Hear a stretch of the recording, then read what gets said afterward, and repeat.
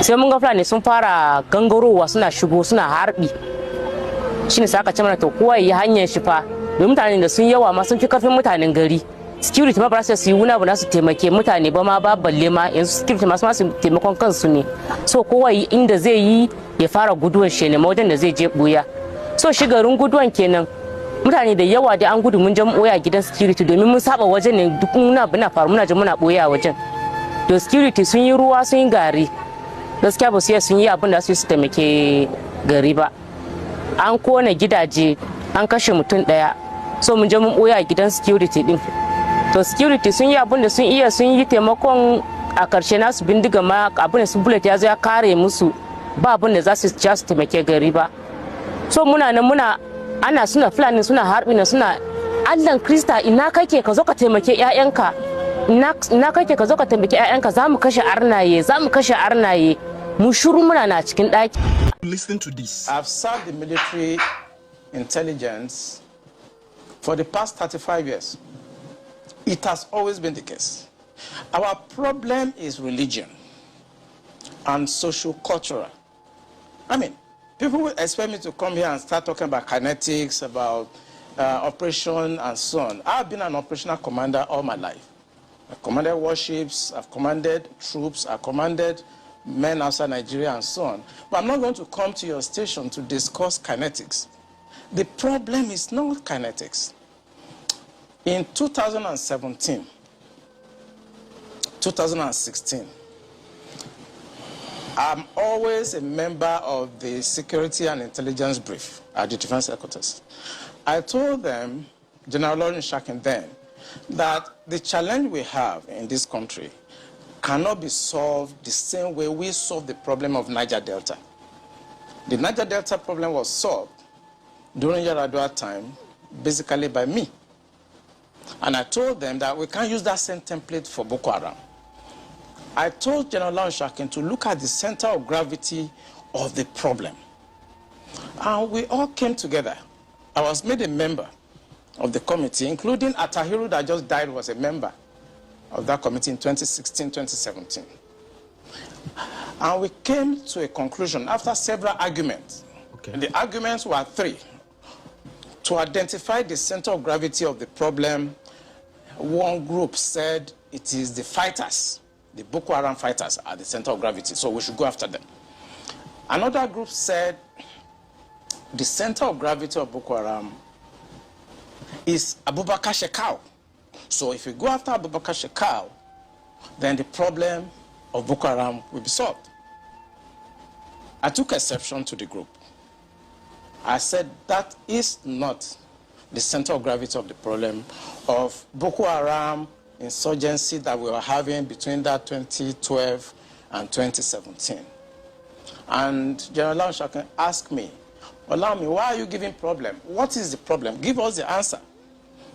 And I told General Lawrence Shakin, if I tell you the answer, you're not going to be able to solve the problem. He said, what is the problem? I said, the center of gravity of Boko Haram and insurgency in Nigeria are the sponsors of that program. It was beyond us. Because the job we need to do is kinetics. Fight, destroy places, resolve issues. Yep. But we cannot resolve issue of sponsors of Boko Haram that were in Buhari's government, that we know them. When you say we, who? I was in the military intelligence. Okay. And the defense headquarters staff that I work with, they know. And that was why we couldn't pursue that aspect that could have resolved that problem. Because you need to arrest people. And recently, 400 people were gathered as sponsors of Boko Haram. Why is it that Buhari government has refused to try them? So the government knows sponsors of Boko Haram? Of course, it's in the news. In April this year, the government said they have arrested 400 Bureau de Change related, people that were sponsoring Boko Haram. They told us. And Abu Dhabi also helped us to arrest few Nigerians, tried them, we know them. Why can't this government, if not that they are partisan, and they are actually part of the charade that is going on, Why can't they bring those people out for trial? So the Bureau de Change operators on the one hand, but you particularly said people in government. Are those part of the Bureau de Change, or those people that you say are in government are still there, government is aware, and government is condoning them? The people I mentioned that are in government are not these ones they just arrested. You remember this Boko Haram issue started since 2012. Yeah. And I was in the military intelligence that time. We arrested those people. It is my organization that actually conducts interrogation and interview. And they mention names. I mean, I can't come on the air and start mentioning names of people that are presently in government now that I know. Presently in government. That the boys that we arrested mentioned. Some of them are governors now. Some of them are in the Senate. Some of them are in Aso Rock. Why should a government try to cause this kind of embarrassment and insecurity to the sense of what happened yesterday? And the solution I gave them in 2017, because when I identified the center of gravity for General Olunshokin, and they couldn't pursue it, because some of them were ministers. And what I'm saying now, the Department of State Services are listening to me. They know them. Yeah, you know, Commodore. So the solution I gave them was that if we can't pursue the policy strategic level, because the people that we need to talk to are also, you know, going to be difficult to deal with. I said what they should do now is to conduct two things. We should buy blimps. The blimps are not UAVs. They are not drones. Blimps are equipment that can fly up to 10,000 feet, 30,000 feet, static if you want, mobile if you want, and they carry a lot of payload. We saw them in Afghanistan. We saw them in Kenya. This will be something that can give us real-time intelligence, and we can know where these bandits or terrorists, where they emanate from, when they finish operations that they've done, where they go back to. Okay, well, they did not buy this equipment up to. No. Okay, you said quite a number of things. Let's pick up on some of them and see if we could make some, you know, if you could shed some further light on some of them. Since 2012, I mean, you've been in operation, as you said, ever since that time. You questioned several people. And some people were identified at that time. Did the government at that time try any of them? Or were any of them also in government at the time? No, the government did not try any of them, and the defense headquarters where I worked then did not pursue that line of operation because it's beyond them. The defense headquarters, actually, when you look at the defense structure of Nigeria, they lie within the policy strategic level, but basically they are operational guys. So when you have policy problem, then they cannot go beyond their masters. They can write intelligence reports and say this is what is going on. And we've seen that the present government know what is going on. I'm sorry, is this a policy problem? I mean, the laws are clear. If someone is said to be involved in something as devious as this, the laws are clear. This person is meant to be arrested, questioned. I mean, it's quite clear. So is it a policy problem? We have the laws. So what is stopping the security agencies from actually enforcing the law, since that's what they are? I think what is stopping them is like when you are a member of a church and your pastor have decided to be at a certain level of spiritualism and you're a member of that church. You cannot be higher than your pastor. Okay. Spiritually, you can't, no matter what you do. So this is the same religion you spoke about? Yes. In real life, you see that the defense headquarters cannot conduct any operations that is not sanctioned by the commander-in-chief of the armed forces. Yeah. They cannot. No matter how small, little they cannot. When the Yar'Adua government decided to put an end to Niger Delta militancy, that was in 2007. What he did was simple. He called all the security chiefs and all the intelligence chiefs and tasked them to come up with a solution. The Defense Intelligence Agency, the National Intelligence Agency, the Department of State Services were called with the Inspector General of Police and the Interpol to come up with the solution to the problem. Then the problem was Niger Delta. The president was Yar'Adua. He was dispassionate. He wanted to solve the problem. Okay. Within 6 months, we solved the problem. I remember I have to go to Angola to go and bring Herioka, and nobody in Nigeria knew what we did. All we know is that since 27, 28 that we conducted our operation under Yar'Adua, Niger Delta issue has remained manageable. This government does not want to resolve this problem. They are escalating it because of tribal and religious sentiment. So Bulaba doesn't care about how the North solve its own problem. I'm telling you. And why do I say that? Because in the midst of this negotiation with bandits, have you heard any word from the federal government condemning the action? Despite the fact that the majority of the Hausa population are rejecting that and are saying that is injustice. But he doesn't care. Why? Because this is a man that came out to tell you people that he doesn't even believe in one Nigeria. And what makes him say that?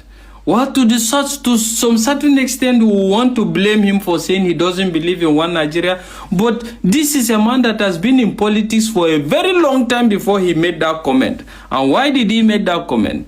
Because he has seen that, let's tell ourselves the truth. Now here we go tell ourselves the truth. At least, you know, get where we go talk and we don't go talk and for grave. Which is the fact that the North seems to be divided across religious basis. We're busy pursuing who is superior. Is it Christian or is it Muslim? Abi? Trying to establish the kingdom of God on earth. And he knows that to some certain extent, everybody have seen that that happens to be a major determinant in regards who wins the next election. Just like we saw with the Muslim ticket, Abi? That is to tell you that while other regions are thinking of something else, in the North, all we think about is Muslim ticket, or who is of the same religion like we to vote into power. And haven't seen that and a lot of other variables. That is why he confidently came out to tell you that he doesn't believe in one Nigeria. And that is why you'll be surprised now, even in a state like Katsina, where there's high level of banditry and they are pardoning bandits now. When he enter Katsina now, they are clapping for him. Clapping, gathering around the whole street. Are you surprised? You shouldn't be surprised. Because it's all about give and take. You settle who you need to settle that will ensure your next time coming or whatever, and you go. And in regards the plight of the Igbos, this is part of the reason I feel he doesn't care. Because let's face it, the fact is, the demands of the Igbos are genuine and authentic in regards the sense that, let's face it now, why will you, despite the fact that the Niger Delta, at least after the division, after they don't separate them, carve them out into a cycle, they are no more with the Niger Deltas, they are no more the same with the Niger Deltas, but they used to be. But the fact is, what I'm trying to say is the fact that before now they were one. And they are considered as the oil producing regions of the state. And as a result of that, they have a lot of they have a lot of waterways, they are close to the ocean as one region before the division, before they now isolated the Igbos in the middle. But after they have isolated them now, they are on their own. The Niger Deltans now are in command. And since the Niger Deltas are in command now, they now compensated them with 13% derivative. Despite the fact that the 13% derivative doesn't go around for everybody, it's only for the bourgeois, for the big men of the region. Because if you go to Naija Delta, if you see the level of hardship, you will be shocked. You will be surprised that this is an oil-producing region in Nigeria. You will be shocked. So they are compensated, they kept quiet.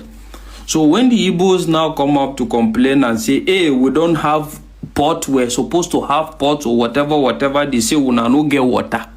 You don't have water. It's the Niger Deltans that have water. Can you see? So by virtue of that now, they are left with no options. And again, they have succeeded in empowering people like Tompolo, them Asari Dokubo or whatever, that at the end of the day, when the Igbos come to say that we are one, this used to be the same region, we are all the same region, we are all Biafra or whatever they call it, they will say thunder fire, you God forbid. They will now remind them of during the civil war, when they unalive some Deltans or whatever, they put it in the air, they say Igbo people are no good people. They say just stay on your own, most stay on their own. So at the end of the day, everybody is living with poverty. Just like I keep saying, why will the oil companies have their headquarters in Lagos, remitting everything to Lagos and the rest of it? So a divided kingdom, and just like they say, a divided kingdom can never stand. That is the modus operandi. So everybody now is left to fight for his own. Naija Delta, they fight another cause. Igbo people, they fight another cause. So you look at all these dynamics, you get to see that at the end of the day, it's all man for himself. And let's look at it. In the midst of all this insecurity or whatever, now I'll tell you, take it or leave it. The Odudua Republic, the Lagos, happens to be the most fortified region. Why is it the most fortified? Because Amotekun is there. And the swift action in the sense that when something happens like this, they nip it immediately. And it stops. Part of the reason why the Niger Delta is even enjoying some relevant peace at the moment is because they are near the waterways, and apart from that, they happen to be the hub, the engine of Nigeria's revenue at the moment. So anything that affects them affects Nigeria's revenue. And that is why they find it very easy to nip any insecurity in the Niger Delta, but poverty may remain there. And that is just it. And we'll just sit down and keep deceiving ourselves and be thinking that this person is going to change, or because he doesn't understand what is happening. They understand perfectly what is happening. But having said all this, is there actually a solution? There is a solution. But it's only meant for he who is ready to listen.